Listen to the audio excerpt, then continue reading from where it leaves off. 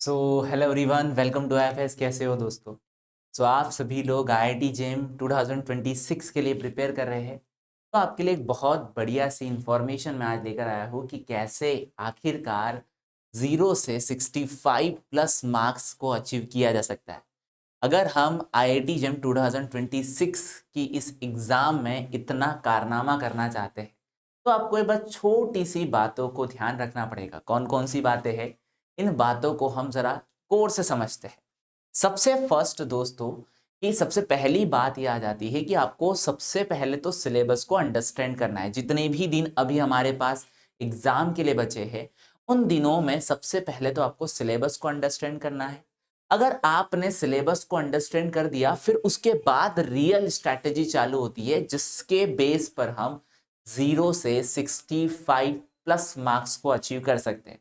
तो जैसे कि मैंने यहाँ पर हर सब्जेक्ट वाइज एनालिसिस भी रखा है कि किस सब्जेक्ट से कितने क्वेश्चंस इंपॉर्टेंट है और कौन सा टॉपिक इंपॉर्टेंट है। जैसे कि एक बार थोड़ा सा हम यहाँ पर बात कर लेते हैं कि जैसे अगर कभी मैं यहाँ पर देख रहा हूँ दोस्तों, जहां से सबसे ज्यादा क्वेश्चंस आने के चांसेस होते हैं, तो सबसे मेजर इंपॉर्टेंट टॉपिक आपका होता है प्रोकैरियोट एंड यूकैरियोट के बारे में इंफॉर्मेशन।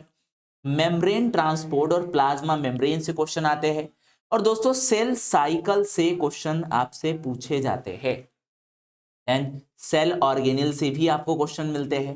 तो ओवरऑल दोस्तों अगर कहा जाए सेल बायोलॉजी के अंदर अगर मोस्ट इंपॉर्टेंट टॉपिक की बात की जाए, तो मोस्ट इंपॉर्टेंट टॉपिक होता है प्लाज्मा मेम्ब्रेन, सेल ऑर्गेनिल्स और सेल साइकिल, जहां से मोस्ट ऑफ क्वेश्चंस आपको देखने को मिलेंगे। अधिकतर यही से क्वेश्चन आपको देखने को मिलेंगे। देन दूसरा, अगर हम सिलेबस एनालिसिस की ही बात कर रहे हैं मॉलिक्यूलर बायोलॉजी में, तो दोस्तों मैं आपको खुद बता सकता हूं मॉलिक्यूलर बायोलॉजी में आपको रेप्लिकेशन पढ़ना है, ट्रांसक्रिप्शन पढ़ना है और जीन रेगुलेशन पढ़ना है। वहां से सबसे ज्यादा क्वेश्चन आएंगे। जीन रेगुलेशन में भी लैक ऑपेरॉन, ट्रिप ऑपेरॉन से क्वेश्चन आपको पूछे जाते हैं। ठीक है।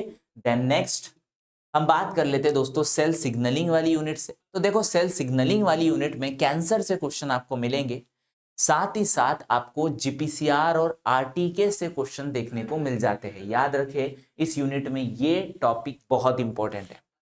इम्यूनोलॉजी की बात करें तो दोस्तों इम्यूनोलॉजी के अंदर मोस्ट इंपॉर्टेंट टॉपिक हो जाते हैं एडेप्टिव इम्यूनिटी, इन्नेट इम्यूनिटी और एंटीजन और एंटीबॉडी का क्लासिफिकेशन और उनके बारे में इंफॉर्मेशन, जहां से क्वेश्चन बनते हैं। और अभी अभी जो ट्रेंड में आ चुका है एक टॉपिक जहां पर होस्ट पैरासाइटिक इंटरेक्शन से भी क्वेश्चन पूछे जाते हैं। ठीक है दोस्तों, याद रखिए मेरी बातों को। नेक्स्ट हम बात कर लेंगे डेवलपमेंट बायोलॉजी की।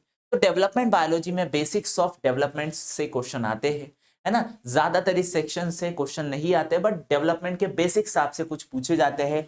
मॉर्फोजेनेसिस को छोटी छोटी सी डेफिनेशंस आपसे पूछी जाती है। नेक्स्ट प्लांट फिजियोलॉजी की बात करें तो प्लांट फिजियोलॉजी में फोटोसिंथेसिस, जिसमें आपको डार्क रिएक्शन, लाइट रिएक्शन और कुछ यहां पर आपको फोटो रिसेप्टर से क्वेश्चन देखने को मिलेंगे। ठीक है दोस्तों, तो जो सबसे ज्यादा इंपॉर्टेंट पॉइंट है photo receptor, photosynthesis and nitrogen fixation, ये तीन topic and then finally plant hormone.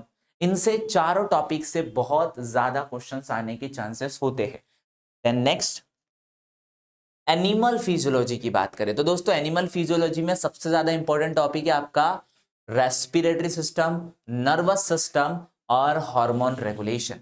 इन तीनों से तो आपको कहीं ना कहीं क्वेश्चन जरूर मिलेगा, क्योंकि ये तीनों टॉपिक बहुत इंपॉर्टेंट है ना। और एक कार्डियोलॉजी सिस्टम से भी क्वेश्चन बनते हैं।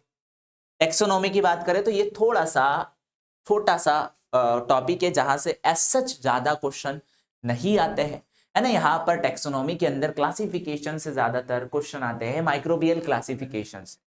ठीक है दोस्तों। देन जेनेटिक्स की बात करें तो जेनेटिक्स के अंदर आपको मेंडेलियन जेनेटिक्स से क्वेश्चन मिलेंगे, एपिस्टेसिस से क्वेश्चन मिलेंगे और यहां पर बैक्टीरियल जेनेटिक्स से क्वेश्चन मिलेंगे।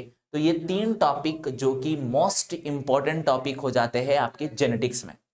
देन अगर हम बात करें इवोल्यूशन की, तो इवोल्यूशन में छोटे छोटे से टॉपिक आपसे पूछे जाते हैं, जैसे कि लेमार्किज्म, डार्विनिज्म, जेनेटिक ड्रिफ्ट क्या होता है, हार्डी विनबर इक्विलिब्रियम क्या होता है और कुछ छोटी मोटी डेफिनेशन। यहां से क्वेश्चन देखने को मिलेंगे। ठीक है, जैसे कि छोटी मोटी definition, convergent evolution, divergent, speciation, यहां से क्वेश्चन देखने को मिलते हैं।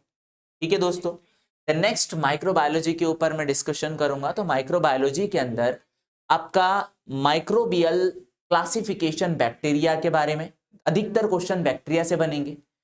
फिर उसके बाद में है माइक्रोबियल जेनेटिक्स की बात। उसके बाद में आ जाता है दोस्तों माइक्रोबायोलॉजी से न्यूमेरिकल्स।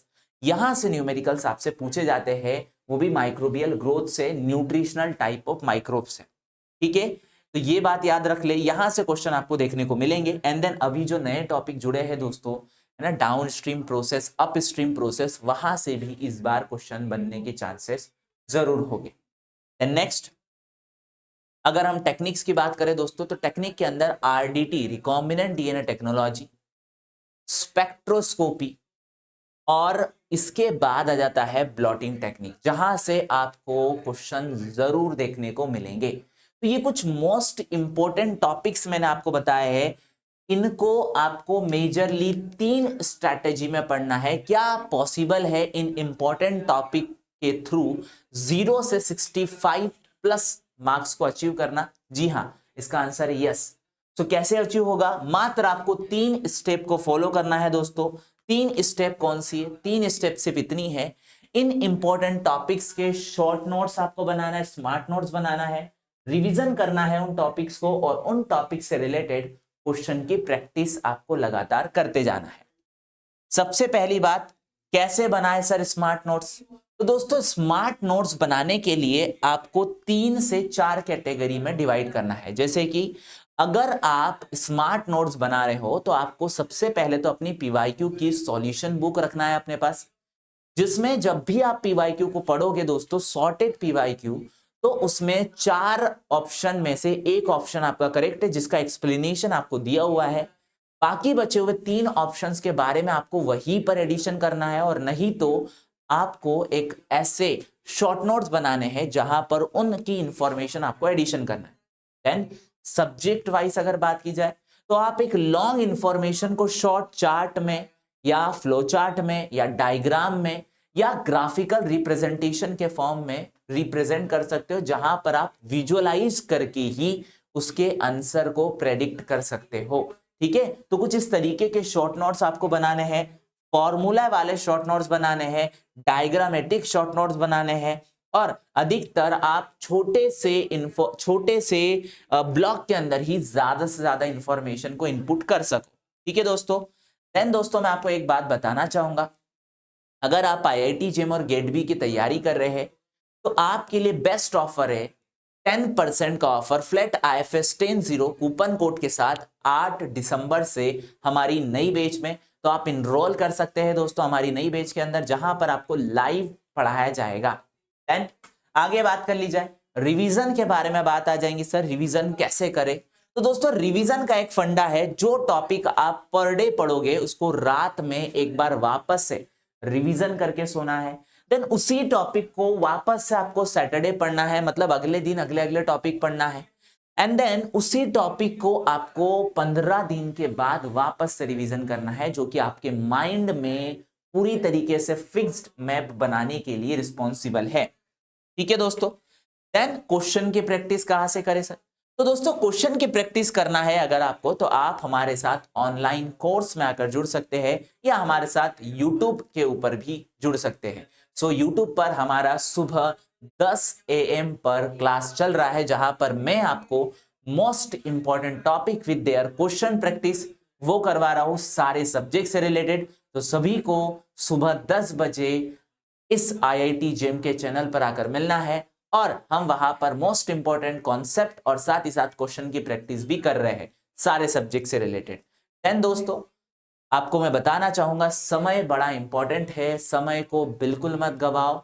समय के हिसाब से इंपॉर्टेंट टॉपिक्स को जरूर पढ़ना। जो टॉपिक आपके एग्जाम ओरिएंटेड नहीं है उनके लिए अपना समय व्यतीत करना आपके लिए नुकसानदायक है, एक पैरासाइट की तरह है, जो कि धीरे धीरे आपके समय को खाता जाएगा और एक समय पर आपका समय नहीं बचेगा। ठीक है, सो समय बड़ा इंपॉर्टेंट है। देन सब कुछ चीजें होने के बाद दोस्तों आपको टेस्ट प्रैक्टिस करना है, रिवीजन करना है, और जितना हो सके लास्टली सारी चीजें होने के बाद एग्जाम के 15 से 20 दिन पहले आपको अब उतर जाना है अपने मॉक टेस्ट की लड़ाई में। बस मॉक टेस्ट और क्वेश्चन प्रैक्टिस के ऊपर आपको फोकस करना है। ठीक है दोस्तों, देन मैं आपको बताना चाहूंगा, अगर आप हमारे साथ जुड़ना चाहते हैं तो आप अगर स्वेट पीजी की तैयारी कर रहे हैं तो life science, zoology, botany, microbiology, biochemistry and plant science सारे सब्जेक्ट के लिए आपको रिकॉर्डेड शक्ति रिकॉर्डेड कोर्स मिल जाता है 10% के ऑफ के साथ IFS 10 कूपन कोड लगाने के बाद। ठीक है दोस्तों, देन आप हमारे साथ में इंस्टाग्राम और टेलीग्राम पर भी जुड़ सकते हैं, जहां पर आपको समय समय पर इंफॉर्मेशन मिलती जाएंगी। समय समय पर सारी exam oriented information, exam oriented notes आपको यहीं पर देखने को मिलेंगे। आपको करना क्या है, सिर्फ स्कैन करना है और आप हमारे साथ में जुड़ जाएंगे। So then thank you everyone, thank you for watching this video and happy learning दोस्तों। मिलते हैं अगली वीडियो में अगली इंफॉर्मेशन के साथ, तब तक के बाय बाय दोस्तों।